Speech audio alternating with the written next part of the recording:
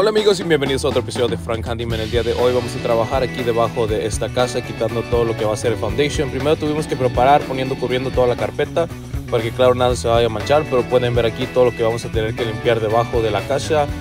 Claro, es un trabajo fácil, pero a mí nadie o no mucha gente le gusta hacer este tipo de trabajo, así que si no lo quieren hacer siempre nos pueden llamar para hacerlo. Pueden ver aquí es pequeño, así que todo el tiempo vamos a estar así cuenta agachados. Bueno, tenemos que sacar todo en las bolsas. Vamos a traer lo que se va a ocupar. Si pueden ver es las máscaras, y lo que está usando es suit blanco, como pueden ver. Igualmente se ocupa guantes porque no quieren andar agarrando eso. El olor ahí abajo estaba un poco mal, solamente porque se había muerto un mapache allí. Se me hace como una semana estaba allí y ya no se pudo salir y se murió. Pero ahí pueden ver van a ver el proceso de cómo se va a poner el traje igualmente, y luego ya después de eso van a ver cómo vamos a estar sacando todo. Así que la mayoría del video van a poder ver de cómo tal mugroso está allí, a qué tan limpio se ve. Así que espero que disfruten el video y tengan buen día.